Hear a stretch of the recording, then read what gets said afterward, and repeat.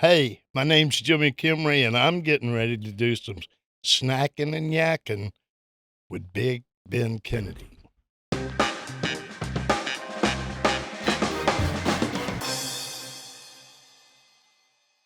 Oh, yes. Jimmy Kimrey. I have had the pleasure. Don't be so scary. You went wide-eyed. No, I had the pleasure of working with this guy at Honky Tonk Saloon. Gosh, it'd be over a year ago at this point, or about a year ago at this point. I think it was like February, or it was Yeah, cold. It was cold as hell. yeah. It was definitely a wintertime gig. I opened for you and Janet Williams, the Tennessee Tramp. Hi, Janet. I don't know that you would watch this, but I wish you would. I wish you'd come on here next time you're in town. I love that little lady. But I got to meet you, and I'd heard of you because we're here in Charleston. You're up Right. primarily in Myrtle Beach, Yep. right? So No, go ahead, go ahead. Myrtle Beach. So yeah. I had heard of you, and it was great to kind of finally meet you. And then of course we heard of Janet. She'd been doing this a while, and and I just said, man, don't let me mess this up because I worked for Tony back in the day, Tony Kemp. And I worked for him back in the day a lot. And I said, hey, man, can I do a guest spot, kind of show you what I can do? It's been a long time. And he was like, I don't know if I remember you. And then I started throwing out the gigs he used to have. I was like, well, he used to have Above Henry's, used to have the Comedy Zone above Henry's, the Comedy Zone at like TJ and Tommy's. And I was just naming all of his things. Right. He's like, yo, those are all my spots. And I said, I promise you, I played everyone I'm telling you about. And he's like, okay. And then after we did it, he was like, wow, that was great. And then he used me again and he used me again. And then he stopped promoting, man. I don't know what happened. So he's not promoting at all now? I asked him just before the holidays, and he said he's not going to be doing a show for a while. And it was good to see him. He was one of the ones, like old school, who, like I said, I mean, God, I was working with him in 2008 to 10 or whatever. And Right. he was one of those guys who knew, like, you get your surefires, you get your guys guys and gals, I'm not gonna cut the ladies out. I did mention Janet, but men and women who are going to make the crowd laugh. It wasn't about social media. It wasn't about popularity. I wish we had more bookers like that, but the landscape has changed. It has. It's changed tremendously, especially with social media. Yeah. Are you stuck trying to figure out how to do the clips, the crowd, the crowd work clips that seem to be the way everybody does? I don't, no, I'm not. No, no, no. I am completely computer illiterate. Right. For instance, my son is, one of my sons is 22 years old, and I'm having him make a flyer for a show I have in February. Got you. Because what takes him 20 to 30 minutes is like a 6-hour deal for me to do. Right. You Well, know? me And AI. I just can't focus that long on it. Do you I have just can't AI? do it. Are you familiar with No, it? No, you no, don't trust no, that shit. no, absolutely not. I mean, I can make a familiar flyer with it for or you. any of that stuff, Yeah, man. I mean, you never know. When I say Embrace I it. don't know anything, I don't know anything, man. I'm really, it's amazing how much I don't know about it, you know? But I mean, you do know comedy. You do very well at it. How long you been doing comedy? I've been doing about off and on for 15 years. Very nice. I like to say Yeah. off and on for 25. That's not. It is off and on, but there was a huge break in the middle there. Right. Roughly when you came on, and then a couple of times about the time I wrapped it was about 2010, 2012. And then the kind of times I've dove back in or kind of hooked up with the guys from Theater 99 here and did something here and there. Yeah. That was when I was still babysitting and guys like you and Brian T. Shirley and Roland J. Right. Moore. I still was like, oh man, like I would love to work with those guys, but I just fixated on family and work and stuff like that. Yeah. And now diving back into it, I've gotten a chance to work with not all three of you. I haven't worked with Brian yet, but I had him on the show. Right. So it was nice to kind of see these guys I had been kind of because watching from afar in this area because you guys are the ones who, like I said, gunslingers, man. Like I watch you guys. I watch, you just get up there. Nobody's gonna throw you off your game. Like you guys you came to throw down, and I miss that. Yeah. I miss that comedy. I do too. I'm just old school, man. Yeah. Just old school, and that's how I try to keep it. And I've been told that lack of social media is holding me back and everything. But Yeah. then again, I'm like you. I came up during a time where social media wasn't such a big deal. It was I not. mean, you got your name out by performing in clubs and stuff, and you had to really work at getting stage time in a Right. club, And you can get a feature set now with what they saw was 60 minutes of a viral clip. And it's like, oh no, 60 minutes, 60 seconds, my mistake. 60-second viral clip, and you can get an opening spot. And it's like, we would have never been able to get away with that. Well, I know a headliner now that sells out, and when he's a social media influencer, and when he has a show, he has 5 minutes of material, It's crazy. but he brings 6 comics with him. Right, exactly. So they fill up the time, and then he just closes it out with a 5-minute little rant there, and that's it. And he sells out everywhere. And it's like, I was like, this isn't fair. This is just not fair. Right. Do you know Dat Fan? You ever worked with him? I haven't worked with him, but I do know Yeah, him. Vietnamese kid. He won the very first season of Last Comic Standing. Right. Brand new show, and Dat, I think we follow each other on social media, so I'm not talking smack about you, and he would probably agree. But at that time, having won that show, they pushed him out on a headlining tour, and I opened for him at the Baltimore Improv, and the kid had 30 minutes. Right. I mean, 20 yeah. 20 to 30 minutes, and that was legit. So he always had to be a part of like a co-headliner show, but of course he was on the poster. He was in the marquee outside and stuff like that because he was fresh off winning that show. Mhm. And but yeah, a lot of people were complaining that he didn't have a lot of time. But I mean, we're watching similar to that now with the social media. I mean, Well, social media now is like, if you get enough followers, you can headline a club now, crazy, It's man. amazing. I actually have spent the last 3 years touring with a social media comic by the name of Shelley Belly. Shelley Belly. She actually, I hope she's doing okay. Her whole family, I believe, got the flu, and she had to cancel this she was past supposed to be weekend here gigs this at Wits weekend. End. Yeah. Yeah, so I've spent 3 years on tour with her all over Aw, the country and it's stuff. awesome. And she's like the only one that I know of. I'm not saying there's not any more.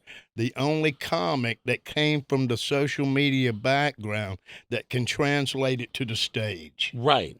And So it's she just makes it effortlessly. That's awesome. And she's fantastic. If you've never seen her, you need to go see her. Oh yeah. And you'll never forget it. I Oh can yeah, I'm promise familiar you with her that. from the social media. Like I said, how I found out she was sick and they canceled the gig, and we follow each other. But I would definitely was eyeing up like trying to get her on the show, but I was booked with you and booked pretty Right. tight. But the next time she comes through, I'm not letting her wiggle through. Right, 'cause yeah. She does Queen Street Playhouse. Yes. She does stuff with James over there at Comedy Shop. Like Right. she Yep. comes through our town pretty well, I'd say 4 times, no less than 4 times a year. Right. Yeah. You know? I hooked up with her, like I said, about 3 years ago. We were both doing Dreamers over in Monk's Yeah, Corner, yeah, I did okay? that, yeah. And Keith D was producing those shows. Okay, yeah. so James at Comedy Shop took that over, and He he's the hadn't one. taken it over. He's the yeah. one who does Wonders up in does the comedy show that's in Wonders. Wonders Theater in Myrtle Uh, Beach. yeah, right now. Was it Broadway on the Beach? Yep. Yeah, I wanted to go. We were going to go to like a magic show up there or something. We had seen it when we came out Right. of Dave and Buster's once, but to hear they're doing comedy there too, it's pretty awesome. I mean, Yeah, James is a good guy, and he puts on good quality shows. Man. He just is. I you know? bragged about it, or I bragged for him because Dreamers is in a bowling alley. It's the bowling alley bar. But I'll tell you what, that crowd came to watch a comedy show. There's more attention being That's right. paid there than most comedy clubs. Right. Yeah. It's wild. I was standing there, I was like, how's this going to go? I was blown away. Well, I was too because he had me featuring for Shelley. I'd never heard of her, Right. and she had never heard of me. So we didn't know each other. Right. All right. So we did the show after, and what's the funny thing about it is that I was at this point in doing comedy where I was ready to quit. You know, Isn't that the I'm way like, it here we goes? are, we're back into hitting that wall again, and it's Mhm. just not going in any direction there. And that was going to be my very last show that I was going to do. Wow. And she came up to me after the show, and she's like, I've never laughed so much in my life. Would you like to go on tour with me? I'm like, hell yeah, I want to go on tour with you. It's what I've been waiting on forever, you Just to know? catch up, just to catch on with somebody is the That's best way you can get exactly it. right. Yeah. So, and people have said, well, you eloped with her and rode her coattails. Yeah, I did. Yeah, absolutely. And you would have too if you'd have had the opportunity. But if you know? you're talented, then it's not riding coattails because it was obviously your set, your talent that got her attention. Well, she's had many comics that want to take my place, okay? Well, yeah, and that's the whole thing though is so they take your place, but it's like can you do the same job night Right, after night? That's right. what anybody's looking for. Is somebody who pardon me. Somebody who they don't have to worry if they take to Iowa is going to have a shit time versus New York or vice versa. Right. Because, you have that Southern way of speaking and she, she Does. comes with that too. Yeah. Right. So it's like in the Midwest, okay, in the North, who knows? Right. But if she's certain because she's touring and she's like, I know you will work in every one of these places, Right. then I mean, that's what a headliner's going to want. They want a show from beginning to end that is Right. And funny. yeah. When you have to dig Exactly. yourself out of a hole, that is the worst. I have been on Well, we many did shows like that. just a two-person show for the most part. You and her? Yeah. Gotcha. So, you're the MC and the feature Right. and stuff. So you walking out to a cold crowd every time, you know? So she couldn't get you, she wasn't going to have you this weekend with the Wits End thing? No, Shelley and I aren't touring together right now. Okay. And it's not any beef or anything that's happened. We just both came to a point where financially it wasn't feasible for her or me. Got you. Because a lot of the comedy clubs now are wanting to promote features from within their own club. Yes. So therefore they don't, and that way they don't have to pay them anything. Exactly. So that's kind of what's happened along the way there. Gotcha. And she came to me and she's like, we got to do something different. I can't keep doing Right. this For way. her to vouch for you or to fight for you means it kind of cuts out of her bottom line, I would imagine. Right. Well, Right, she's right. paying my expenses and stuff. Gotcha, You know, right. so it cost her every time. there, Gotcha, You yeah. know, even though she made money most of the time, I'm Right. sure. I don't know what her finances are. I didn't get in. Wasn't my Correct. business Yeah, yeah. there. You know, but I do know that I traveled with her and her husband. And great people, man. Yeah. I mean, we became like family and stuff, and That's it's awesome.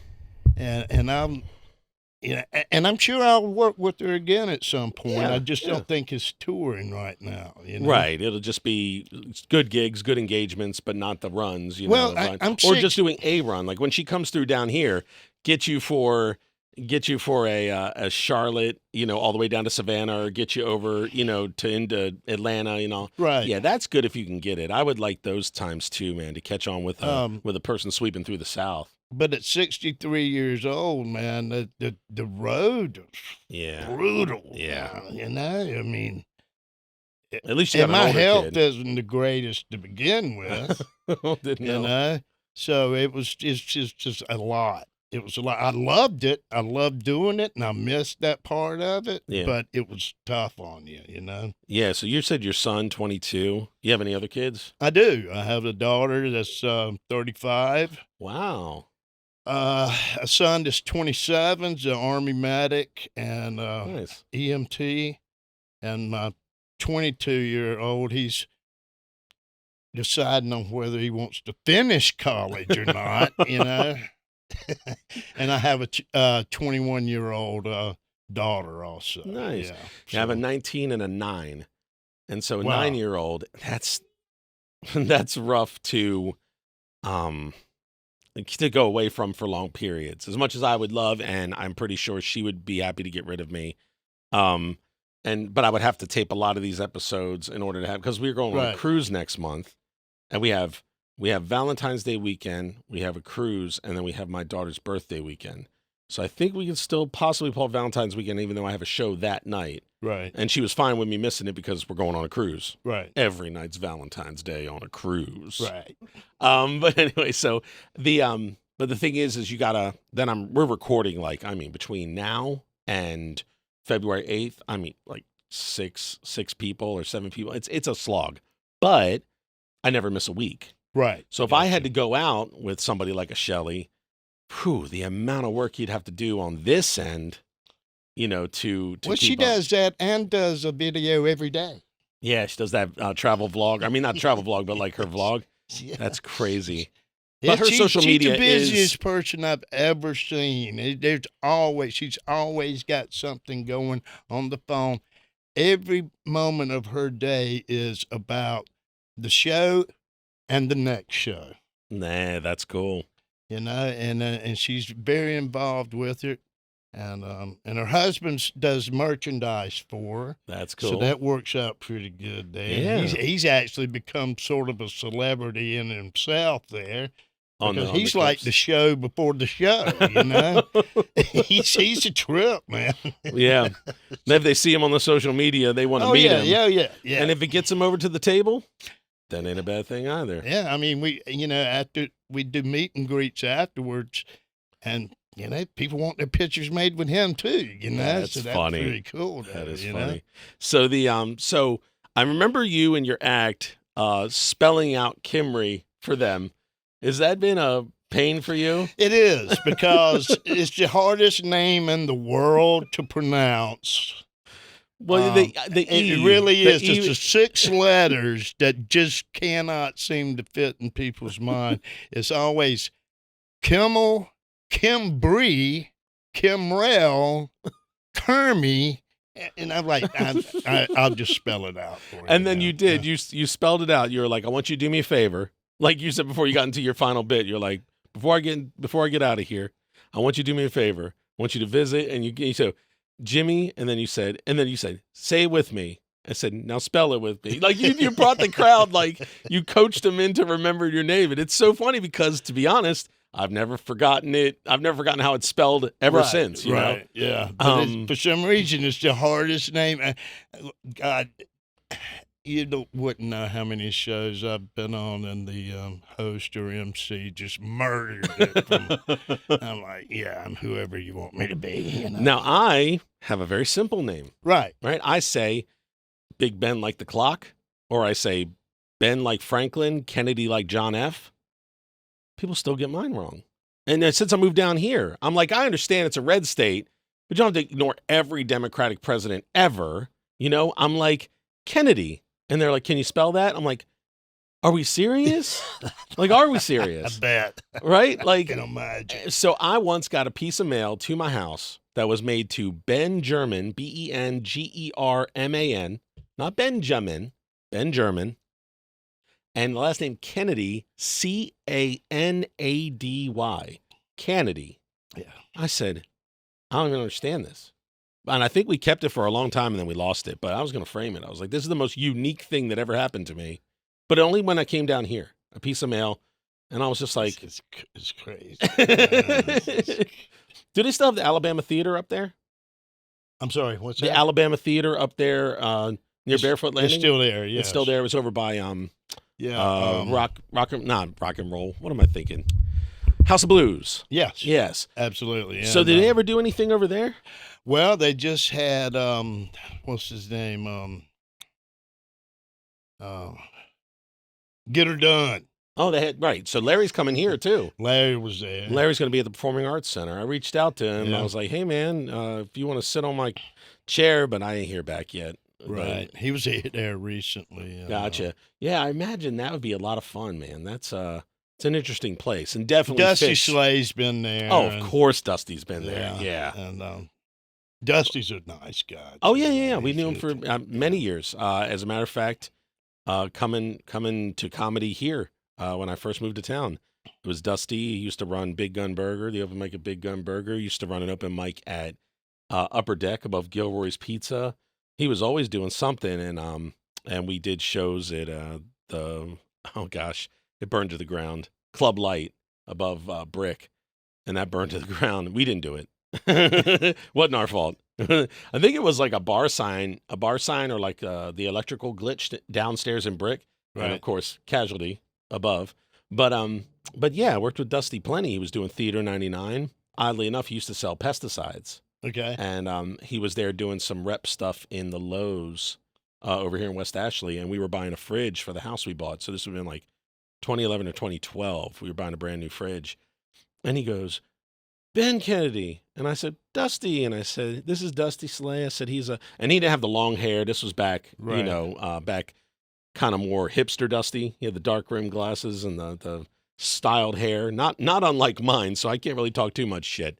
But yeah, so he came over and he was super nice and everything. So when I showed her, I was like, look who did well for himself. Oh, She was like, yes. I don't really recognize him. I'm like, and you wouldn't, because his image is completely different. But the guy's still the same. He's very funny, very very mild mannered. I watched him recently on the podcast with Bert Kreischer, and everybody assumed that he didn't like him, because he wasn't talking much, which is a fair assumption. But Dusty just doesn't really he doesn't cut people off. He's just not Right, yeah. he's not just like that. He's not a loud person. No, he's you not. know, He's a and very so- very nice kid. But he is almost like a comedy god around Nashville. Yes, he is. you know, But he did the same thing over there, if I'm not mistaken. He got in, running open mics over there, and just rocket to the moon. Right. I don't have a place that I would fit in. I think that's if you can do that, it's really cool.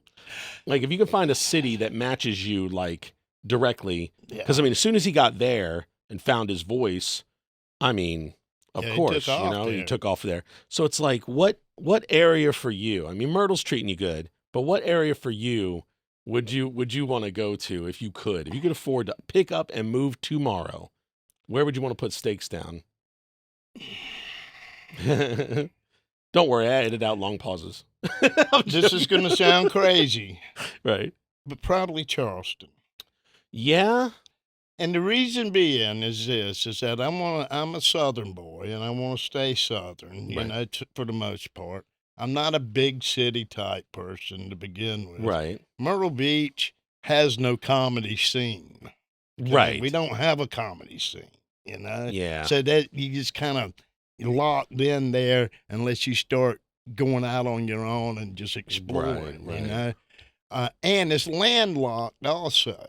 Yes, it is. Yes, it is. So, but here, you got the interstates you can jump on and you can be from here to Charleston and, Charlotte, what, 2.5 hours? Yeah, I think Charlotte's closer to 3, but Savannah's only 2. Right. And Greenville. Greenville's 3. Atlanta's maybe 5 at the most. Yeah, you can get to Orlando in 5 or 6. So yeah, there's a lot. Yeah, well, Myrtle Beach, Savannah's 4 hours. Right. Greenville's 4.5 But even so, hours. Charlotte, because you got to go inland, is just as far as it is from and here. Because we can take. It's 4 hours. We can take everywhere, except interstates. Wilmington, and Wilmington's 2 hours away. But Yeah, Wilmington, I've never really heard of the comedy scene in Wilmington. It's very cliquish, Oh, got you. very Got you. open mic run type scene. Got there. you. And very cliquish. And I can say kindly, I've had a lot of people from it, so I'm not necessarily shunned from the clique. I never really was. In high school, I was kind of guy who could float. I could go smoke cigarettes out back with the headbangers Right. and do beats on the table for the rap Yeah. kids. I chilled. But they definitely have they wall off towards certain types. I've watched people come into town and have to leave, because they couldn't get a foot in here. But that's why I got excited for guys like Tony. I got excited because then they were gonna give shows to the people they knew would bring laughs. Right, That's yeah. what. And I circle on it every dang day. Do I want to start a room here? Do I want to start a room? Do I want to take this there? And even Snackin Yakkin presents, and I get some local person to sponsor me with some snacks, and I throw food out to the crowd, and everybody just munching and listen to and I can book the people that I know Right. are just going to be the funniest people. You are going to laugh harder than you have ever laughed for 90 minutes to 2 hours. And that, I think about it all the time. It's could I find a spot? Could I get a spot? could I rent a spot or get a spot to where I can put this there so it's beneficial. Right. So it's a club, but then the back half of it is also this, you know? Yeah. I do. I circle around to it all the time. And that's a dream of mine for the future. I would love to have a venue. Would that be more of booking comics to come in, or more of a local Oh, no, no, open no, no, no, mic no, no, scene? no, no. Bring them in. Bring them in. That was one of the things we discussed. I was talking with a local business, and I'll tell you off there because I still hope I can get it. I was talking with a local business, one of those places that deals in the brewery, distillery side of things, Right. and I wanted to get a show there. And one of the things that I wanted was they were talking about they keep the money from the food and drink, and I keep the door. And I was like, with that door and me not really giving a shit about making much, and every time this logo's on a flyer, it can go to this. Right. I was like, I literally started making a Christmas list of people that I would bring here. And I was like, you know, how much does it cost to set them up at that hotel next to the convention center? I started really crunching numbers because I was just like, man, that would be fantastic. My mind is always about that. Locally, MCs. Yeah, sure.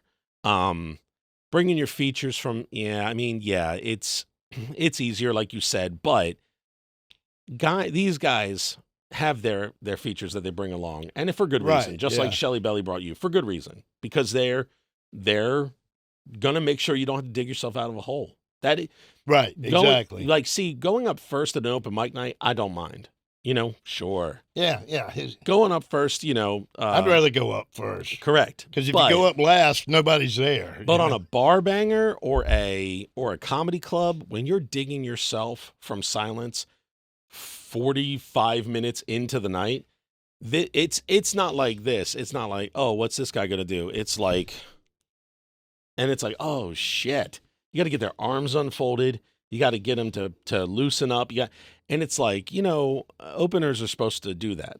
Yeah. I mean, that should be your sole purpose, is to get up there and just loosen that crowd up. And then when the headliner comes up, and I used to be the most requested feature at 2 clubs back in Baltimore.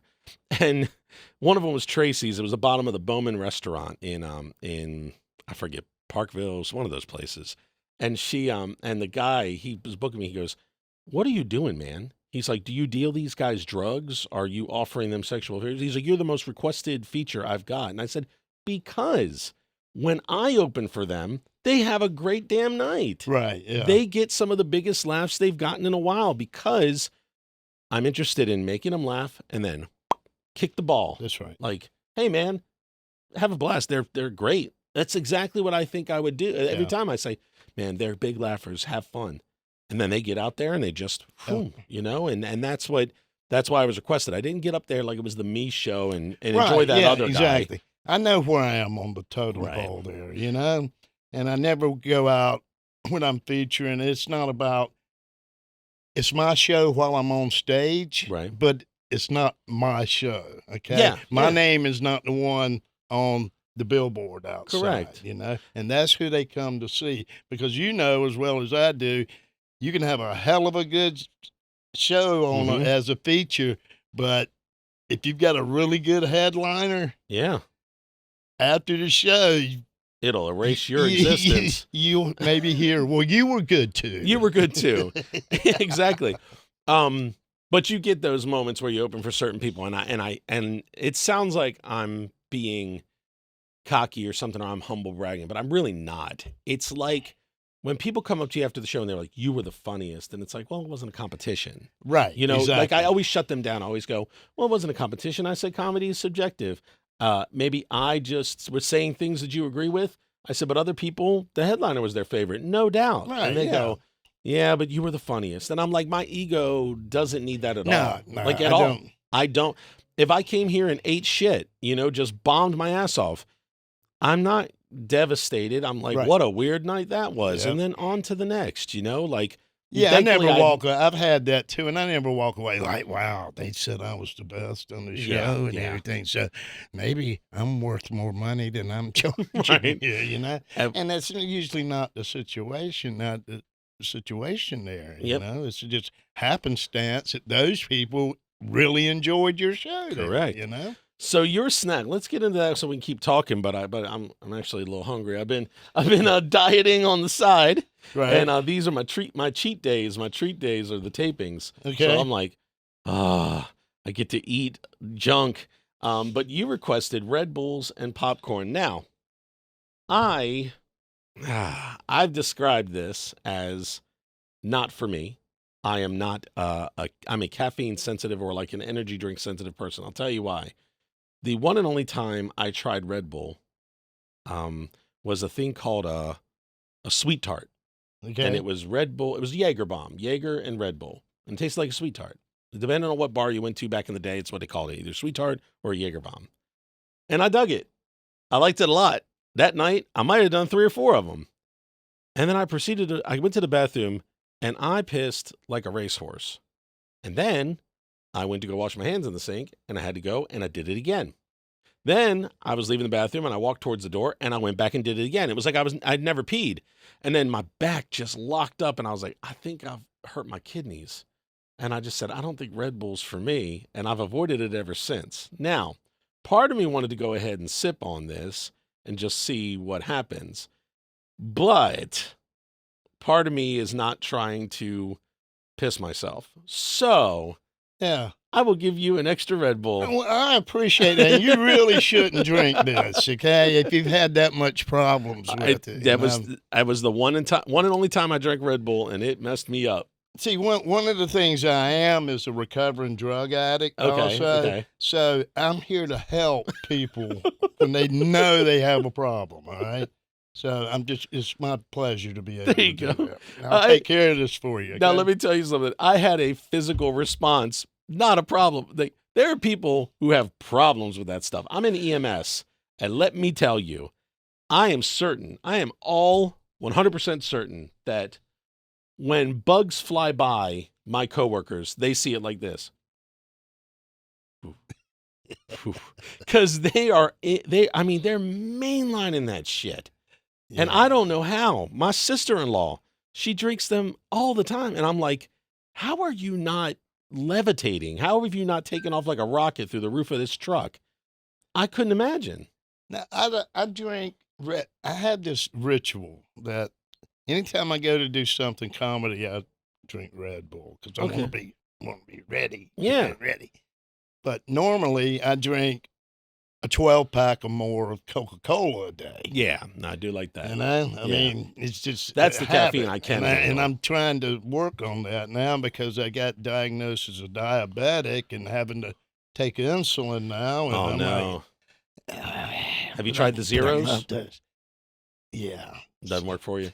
No, I have started with those little not energy, but just flavored water packets. Yeah. And some of those are pretty good. Yeah, there was a strawberry lemonade one that we were pretty fond of. And the Crystal Light. That's like those little right. Yeah. And I have found if you add a packet of Sweet and Low with it, it makes it that much more. So it kind of satisfies that sweetness. There you go. Look at that, kids. Hacks. So, yeah. Diet hacks with Jimmy Kimrey. Yeah. I went the wrong way. I'm going to put that on the screen. Just to let you know. Watch it. It'll be fun. So yes, and popcorn. Okay. I did an episode with Tracy Dutas. She's a member of the High Rollers, which is a roller derby team here, the Low Country High Rollers. Okay. I'm sure you've heard of them. Yeah. Yes. I mean, they're everywhere, but I mean, they play a lot and all that stuff. So she got movie theater popcorn. Now, I don't know if you remember, movie theater popcorn used to come in buckets like this and even bigger. Right, yeah. Now they come in a paper bag, which is roughly the size of what I took my school lunches in. Right. Now, granted, I was fat and I liked a big school lunch, but I mean, it's not like a grocery bag, for God's sake. It's just a brown bag. And I'm like, that's a large? And they're like, yeah. And you got to pay for like collectible buckets now like this. Right. So we put hers in like a bowl to share. And then she saw these at, I don't know, like Five Below or one of these places. And she was like, I got these. And this was after the fact. She's like, so if you ever have popcorn again. And I was like, yeah. And I wait, and no guest had requested popcorn until you. So now we're going to fill these up with your choice. Your choice was white cheddar popcorn, and I don't know. Smart food has always been my fave. Right. Secondary Lance. I like Lance's white Yeah. cheddar Oh, popcorn. yeah. But I went with the Smart Food because they had a family size bag, and That's knowing right. that I wanted to fill these up, I thought, let's do this. Oh my goodness. That's not. Yes. Thank you. You know what? You got the attractive one. I bet you mine's not even going to be seen, but I don't care. And by the way, that's why there's logos on the floor. That way, see, nobody can see the popcorn that's on the floor. Right. Just kidding. They can totally see it. But yeah, man, I can't wait. Do you ever do the try tin at the holidays with popcorn where it's white cheddar, butter, and caramel? When I get a 10 of those, I just eat the white cheddar. That's Yeah. it. I think my wife likes the butter. She just eats the caramel. And she gets mad at me because I am the guy. I pull that cardboard separator out and I shake the thing up. I love it all together. I'm a salty sweet guy all day long. But to my own detriment, I will keep going. Like, I don't know when to stop because it's like the last thing on your taste buds. You're just like, It's like, man, too sweet. I need something salty. And then I eat something salty. I'm like, I'm like, man, I need something sweet. Now, all of it can be reset with maybe some water. But I get myself in that cycle where I just keep going. Before I know it, I have snacked myself to just misery. Like, why should I do all that? So No, I'm like I said, I'm a recovering addict, and I can't do one of anything. Okay? Right. I mean, nothing. How long you been clean? 17 years. Congratulations on that, friend. Yeah. My mom and dad were my stepmom and my dad were in recovery. We were in NA when I was a kid, and so we went to like the NA dances, and then they got me into Alateen, which was like Al-Anon, but they got me into Alateen, and it wasn't like I was dealing with anything, but they just thought the exposure to it, going to the Alateen dances and all that stuff, was just kind of like being around people and just realizing I could have a good time without all that stuff, and it made a lasting impression. I mean. Right, yeah. The most I've ever done is just the shit that grows out of the ground, or out of cow shit. And the thing is, too, I mean, it plants in your mind that if I ever have a problem, I know where I can go get help. That's true, too. It was good people. I mean, I always said the thing that kept me away from the really bad drugs was we were at what would later be my high school, but we were in the Glen Burnie High School Industrial Arts Building, and kids, they would take us because even though it was dad's weekend for the custody, it's like he's not an addict that weekend. So he just took meetings all the time. So we had to go along, and he would just be like, you know what? Just play in the back of the room with your sister and your stepsister. And so we go running through the hallways, and the janitor who's being paid, poor janitor, he's being paid the 4 hours to kind of just like hang about. And we're going, Freddy Krueger, we're running for our lives. And he's probably like, these stupid shithead kids. But when I was in the back of the room, I'm an observer. I mean, that's every comic. I mean, of course, I didn't know I was a comedian at 7 or 8, but we're just observers. And so it's like you can call it eavesdroppers or nosy, but it's not the case. I know that I just want to know more about the world around me at all times. And so I'm listening to these stories, and there's these guys, these big, terribly scary guys. Tattoos all down to their fingertips, leather jacket, jean jacket cut off. I mean, they came in on their motorcycles. They look like the bad guys in my comic books, and they're crying. I mean, crying hard. And I'm like, why is he crying? He's so tough. Why would he cry? He could kill everybody in this room. Like, my brain doesn't really equate. And then he starts sharing his story, and he talks about how he hasn't seen his kids in years, and the wife took him away, and, she kept the dog, and and it's like, not getting choked up now, but like it broke me down. I was like, as a kid, I was like, this sounds terrible. And in my little mind, it was like, and this is all because of drugs? That sounds horrible. And believe it or not, it played in my head. And like you said, it showed me there was a resource available, but it also showed me that there was really no future in that. There was no life in that. I mean, we're all examples, and some of us are just great examples of what not to be, And that's the impression I want to leave on my kids is that, and just don't be like Dad. Right, right. If you pick up anything from Dad, just pick up that he went and got help for it. Right, right, right, right. You know, but Pick up the bravery part. yeah, Don't pick up yeah, the yeah, terrible, yeah, the reckless part. Yeah, it was. I but did it. Oh, go ahead. I just can't. But the addicted personality isn't just with drugs; it's with everything, man. I mean, I went to what's today? Sunday, Friday. Yeah. I went to Walmart, and for some reason, I bought a 12-pack of ice cream sandwiches. Yeah. Right, and I was like, all right, there's 12 of them. I know I'm going to eat more than one. Right. Okay. So I got me 2 of them. I ate those 2. Damn, I sure would like another one. I ate another one. Within about a 4-hour period, I'd eaten all 12 of them. No way. Yeah. My God, man. I don't even think I could wish do I that. had another box of No them. shit. Yeah. Wow. Yeah, that's addictive personality right there. You aren't lying. It's crazy, man. Man. To cut to years later, I got to do the convention at the Baltimore Convention Center for Narcotics Anonymous. They Oh, invited yeah, me to be really? a comic. Yeah. You want to have a laugh. So I did my regular material, but I opened up talking about that, and I got real heartfelt, you know? Yeah. And I said, I remember at the end the Lord's Prayer, you know, and they always say, keep coming back. It works if you work it at Right. the end, you know. The power and the glory forever and ever. Amen. Keep coming back. It works if you work it. And when I was a kid, I was so happy to be in that part because everybody was holding hands and I got to be a part of something. And I'm a very affectionate, huggy, hand-holdy kind of kid.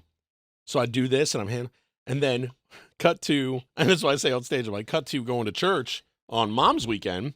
And then they say the Lord's Prayer, and I go, keep coming back. It works if you. And then nobody said it with me. And then she's like, what are you doing? And I'm like, that's the way it goes. They're saying it wrong, you know? So they love that bit. And then they also love the one where I said, and then my friends go, you went to a Narcotics Anonymous meeting? What happened? You know, what was it like? And of course, I'm not going to tell them other people's stories. Right, I'm polite. But I said, they drink a lot of coffee and they cry a lot. You know, and I said, like a lot of coffee, like oiled drums of coffee.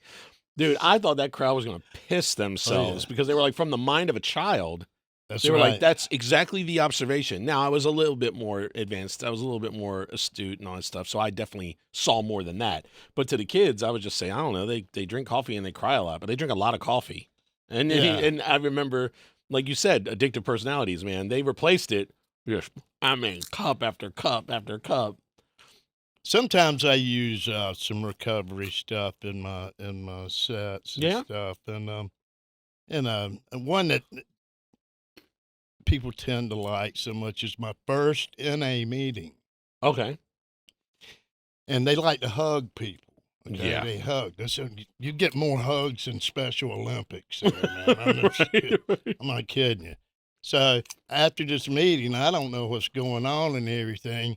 And we've said the prayer, and we're getting ready to break up. And across the room, I see the biggest set of boobs I ever seen in my life heading straight for me. And the next thing I know, I'm motorboating these big boobs there. And I didn't think that man was ever going to let me go, man.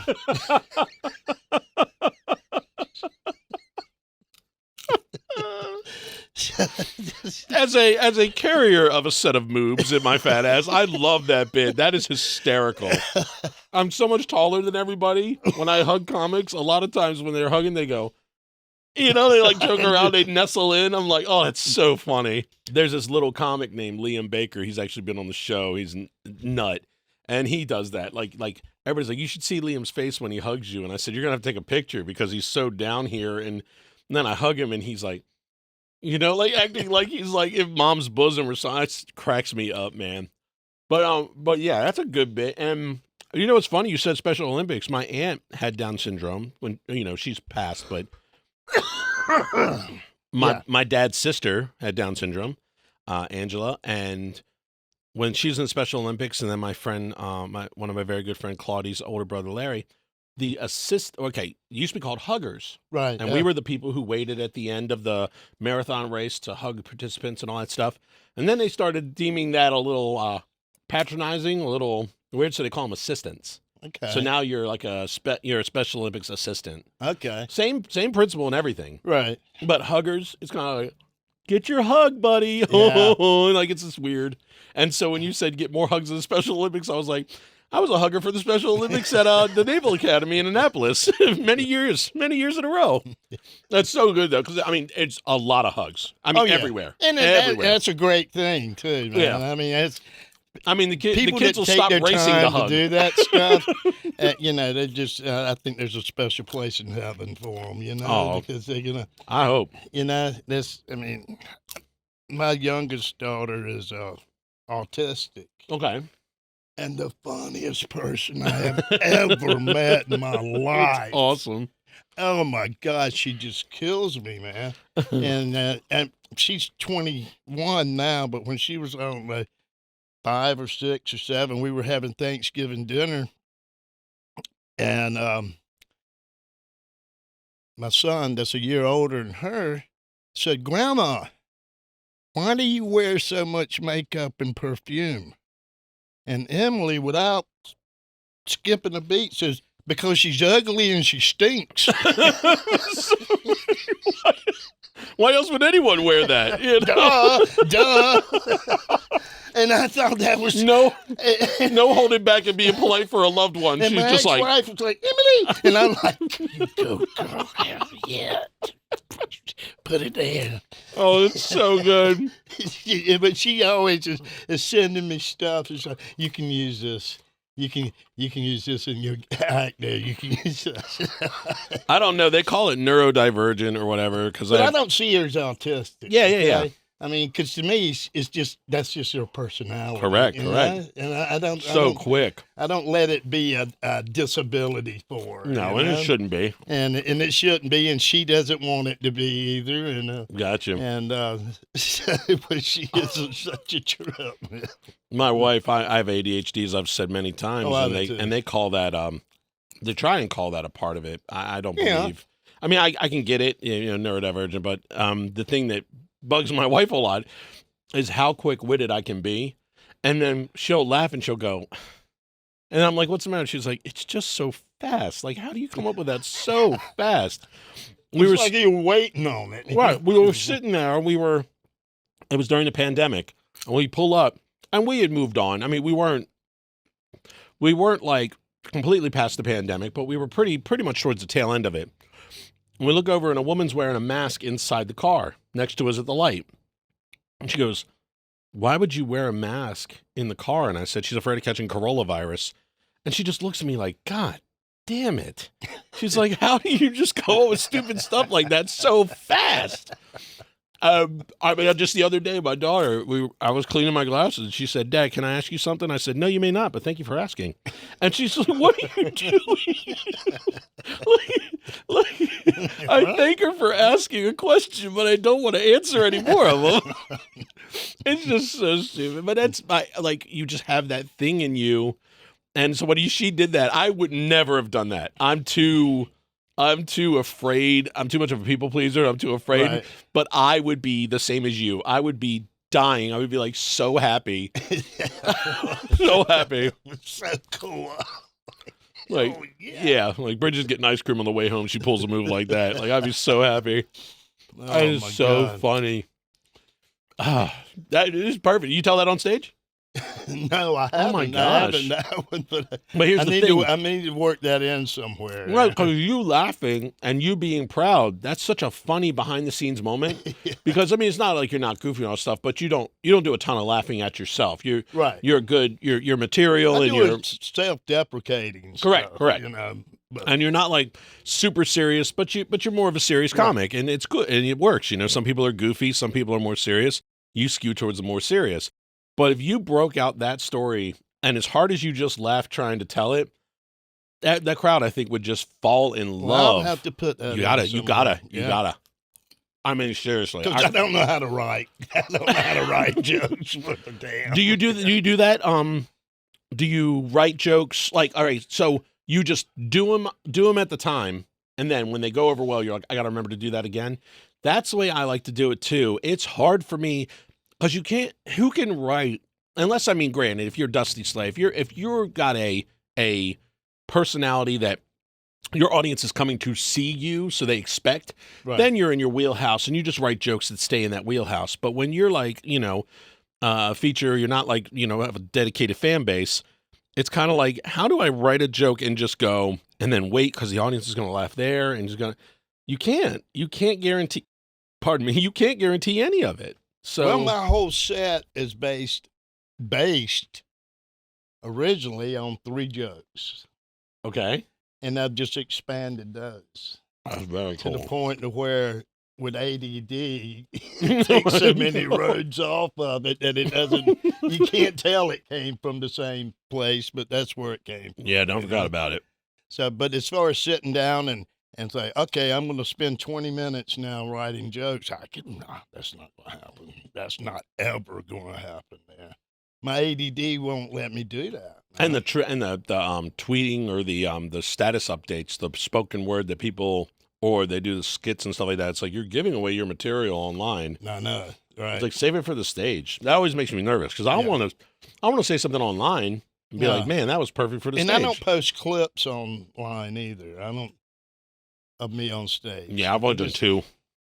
I'm like, if you see it there, you got no reason to come see me then, Yep. So I did. I posted 2. I guess I kind of wanted to show everybody I was back in the game. And I posted 2 that were like good, but they weren't like my strongest. And they got great reception. But I was like, yeah, I'd rather just post clips of this. Like there'll be clips of you and clips of us talking. I was like, I'll save my material for the stage. Right. Yeah. Yeah. Now, constantly writing or expanding. I mean, I had a bit that I had been doing for the past few months. And she said another thing while making coffee. And I was like, well, that's going into that bit. And she's like, really? I said, yeah.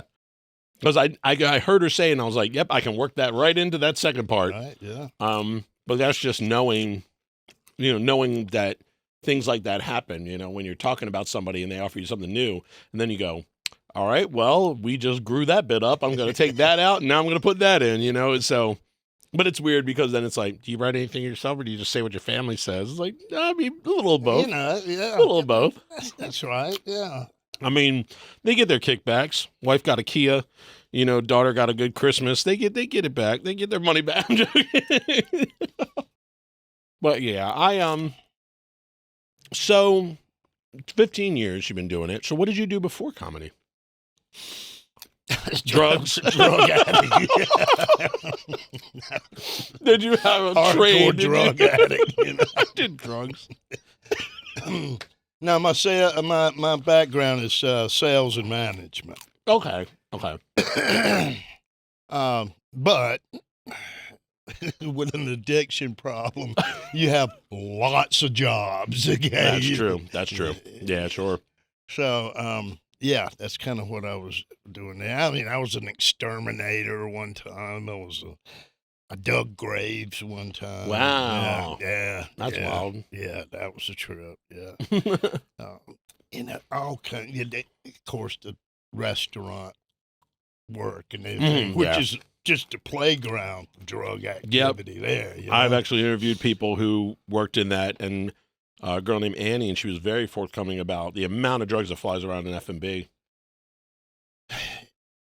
Every restaurant has its own drug dealer. Yeah. So did the improv clubs at one time. It's usually the dishwasher, okay? Because he's the one who can keep going out in the back all shift. Yeah, he's not there because he likes to wash dishes and stuff and how much money he makes. He's there to make a hustle, man. And they do pretty good there, They're furthest in the back. They can dip out the back door a million times. If you lose the cook, you're like, where the hell did the cook go? If you lose the dishwasher, you never notice. Yeah, I got into comedy going through my second divorce. Okay. And it was cheaper than therapy. Yeah, I mean, seriously. And I actually took a little class because I had always wanted to do it and never had the opportunity to. And they were going to have a showcase at the end of the class. And that was gonna be my one time to scratch it off of my bucket list that I did stand-up comedy one time. And I went and did it, and for some reason, it went over pretty good, Yeah. for somebody that's never done it before, and I was hooked after that. That's awesome. And it's also helped keep me clean too because it gave me something to do. Yeah, yeah, exactly. What are you doing with Friday and Saturday nights? Shows. Yeah, exactly. Or hang out at shows or whatever, Yep. Yeah, so. And I have to say, comedy, I mean, granted, and I don't say that's the rule, but comedy has never been the hottest of hotbeds for drugs like rock and roll, like musicians and that side is. But it's got its drugs. Don't get me wrong. It's got plenty of them. But there's a strong possibility of finding sober people to latch onto, to hang out with and stuff like that. Whereas I think in the rock and roll side of things, you'd be hard pressed to find a lot of sober people.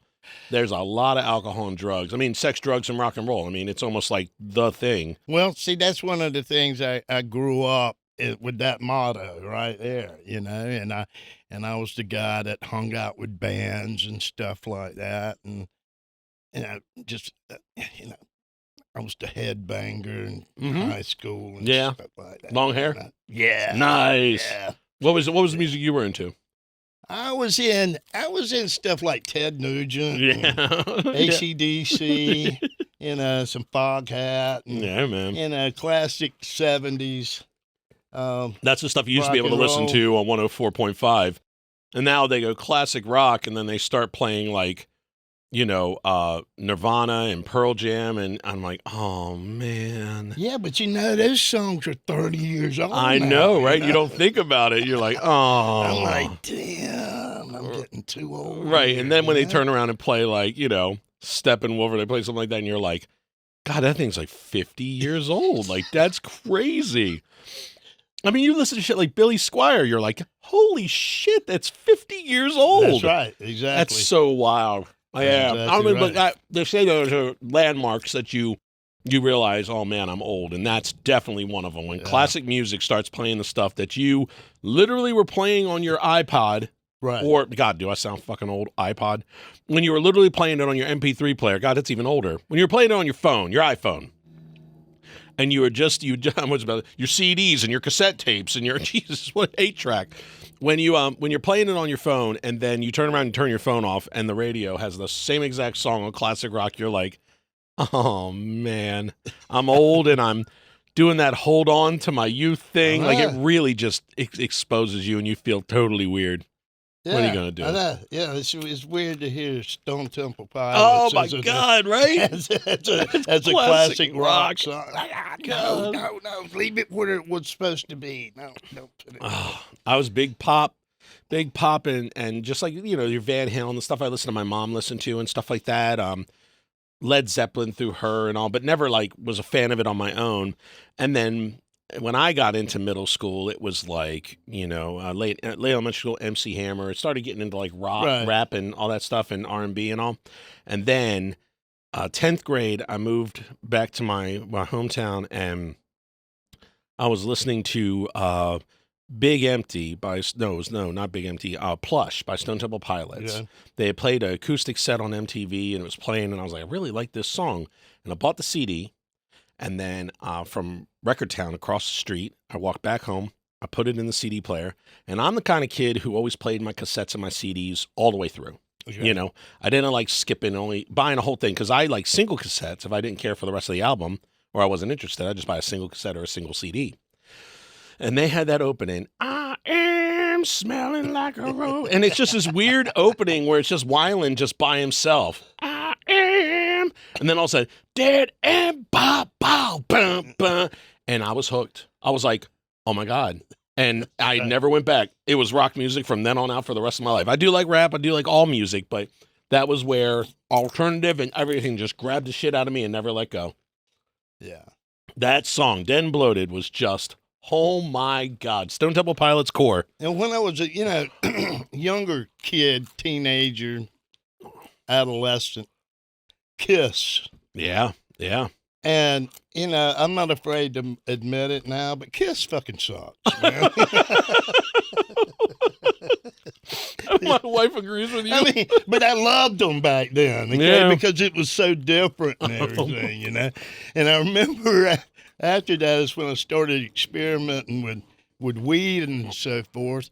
And I remember being at someone's house, a friend of mine and his older brother says, "You got to check this album out. It's Ted Nugent." And I'd never heard of Ted Nugent. Right.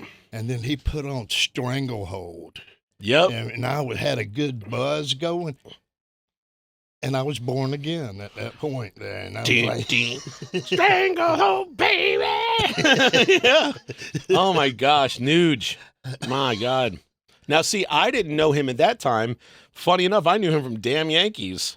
Right. Yeah. I knew him from that super group that he did with everybody. I was just like, who's that guy, you know? But see, this is that, you know, with me, it's sex, drugs, and rock and roll. Oh, yeah. But the thing is, Ted Nugent didn't drink alcohol No, or do he drugs, did not, you know? right.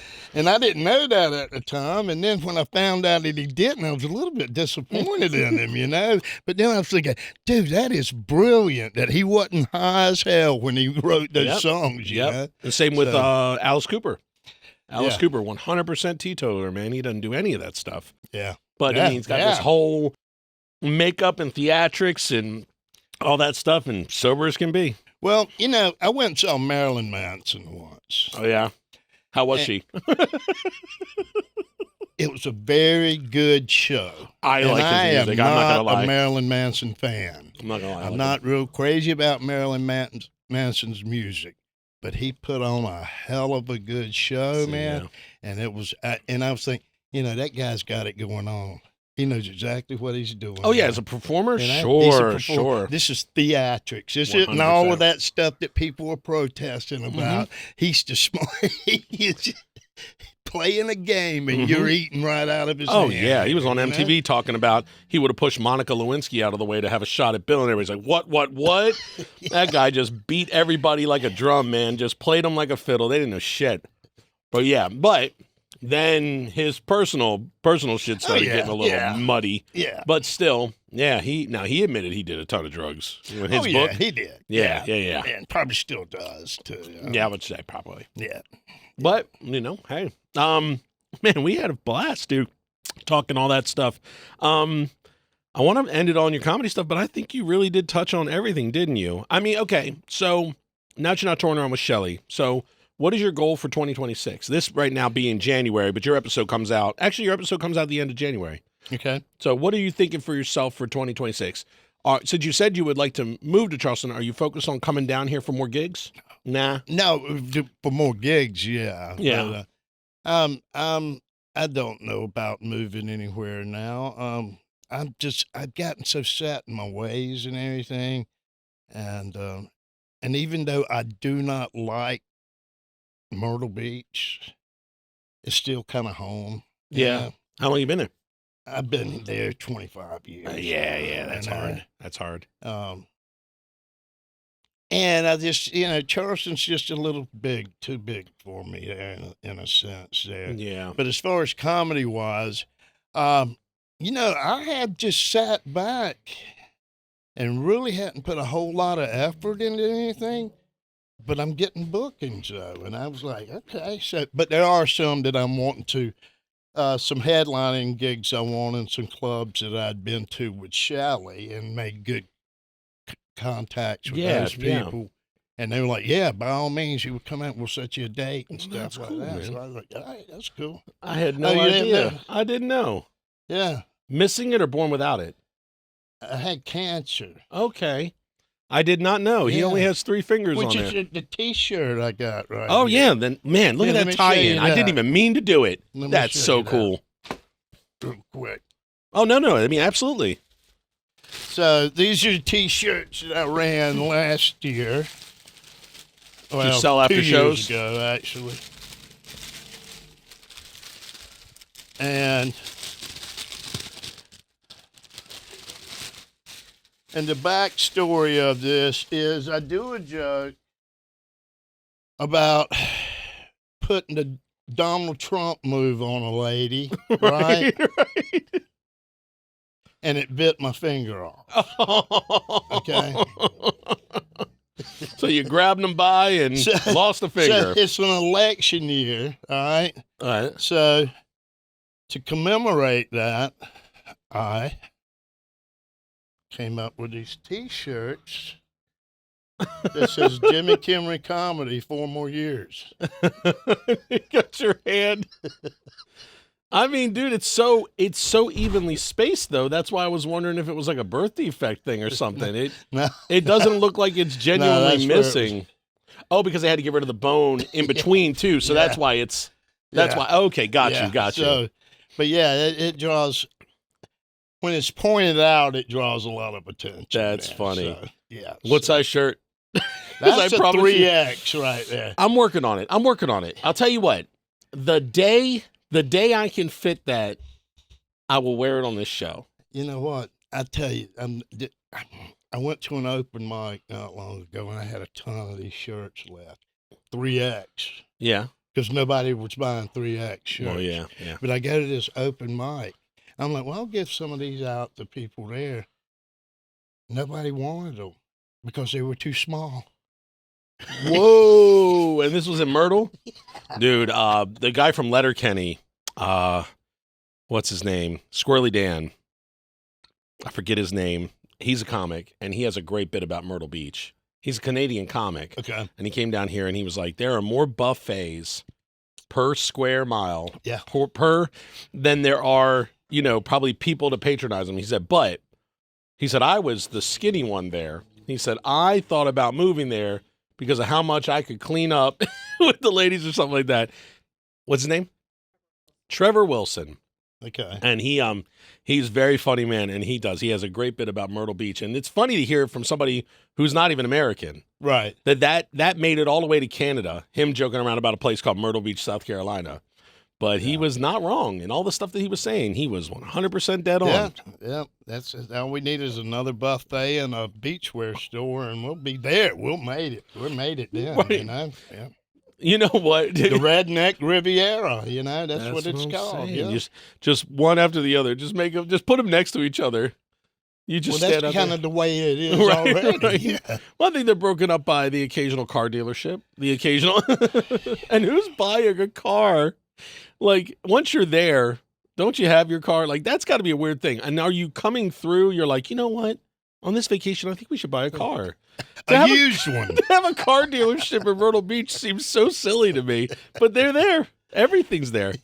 That is so funny, though. Like, you're just passing through. It's a tourism spot, Like, you have a car delership there? That is crazy. But hey, man, thank you so much for hanging with me. Thank you for having me. Honestly, and man, I enjoyed this so much. I enjoyed this so much, man, and I know my public, I know my audience will enjoy you because we had a good time, and also, I don't think we've ever had a sex, drugs, and rock. We've never had a forthcoming person about their past as much. I mean, like, as much as you went into it. Like I said, my chef friend, she went into it a little bit, but it's how she found her journey to, like, veganism and yoga and stuff like that.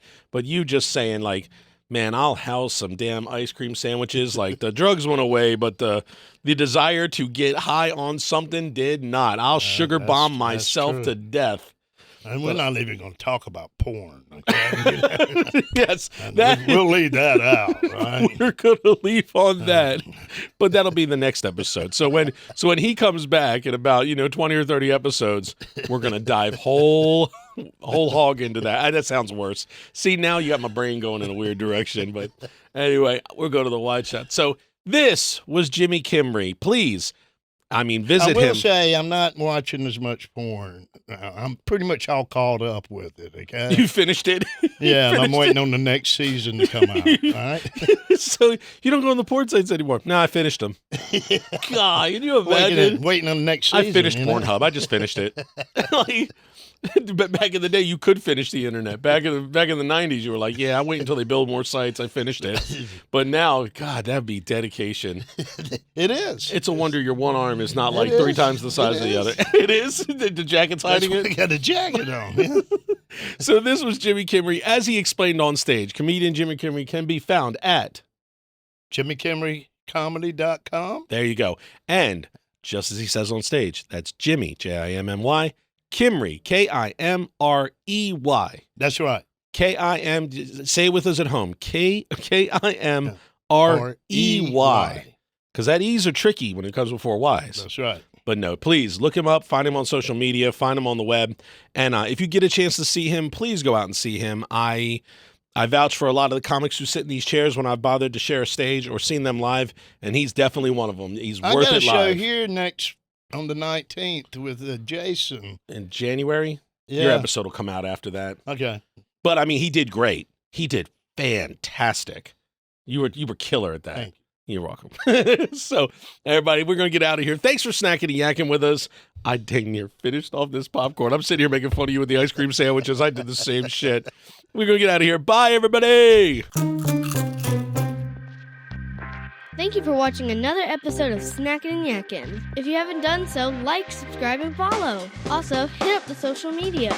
And don't forget about the Patreon, just $5 a month. And we'll see you back here next week to do some more Snackin and Yakkin.